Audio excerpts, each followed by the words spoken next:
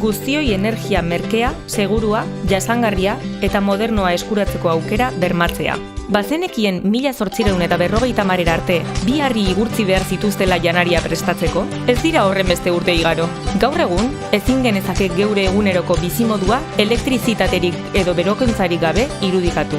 Dena dela, 1.200 milioi lagun, baino gehiago, haiek gabe bizi dira. Elektrizitaterik gabe, adibidez, ez dago ospitaleetan lan egiterik. Ikasleek ezin dute ikasi, eta enpresariek ezin dituzte enpresa lehiakorrak zuzendu. Guztiok, elektrizitatea aurreztu dezakegu, baliabide energetiko berriztagarrien alde egin dezakegu, eta kutsagarriak ez diren garraioak, azpiegiturak zein teknologiak erabili ditzakegu. Guztiontzat ikasbidea izan behar dira, Sam Goldman eta Neb Tozun. 32 urte dituzte, San Franciscokoak dira, eta euren proiektuak 60 herrialdeetako 30 milioi laguni baino gehiagori lagundu die. Euren eguzki lanparek 12 ordu argi eskaintzen dute, keroseno kutsagarri bezain arriskutsua erabili gabe. Horrez gain, gastua aurreztu eta sute arriskuak murrizten dituzte. Etxerako energia merkea, garbia eta mugigarria da. Badakizun nolako ekarpena egin dezakezun energia aurrezten baduzu?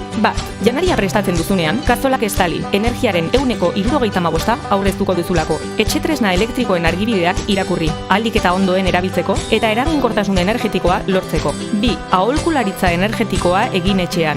Inbertsio txikia eginda, fakturetan aurreztu eta batez ere, kontsumoa murriztuko duzu. 3.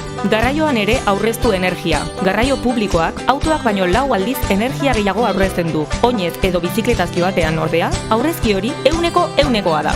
4. Neguan, hobeda etxeko berokuntza ahalik eta eraginkorrena izatea. Erradiadoreak blokeatzen dituzten altzariak eta objektuak kendu. Galdara aztertu, eta gogoan eduki gradu bat gehiago igotzen duzunean, kontsumoaren gehikuntza 7%koa dela. 5. Energia berriztagarriaren erabilerari buruzko informazioa eskatu, zeure jakintza partekatu eta energia jasangarrirako proiektuak babestu, eskoletan naiz etxe bizitzetan. Zeure energia erabili, zeure boterea erabili.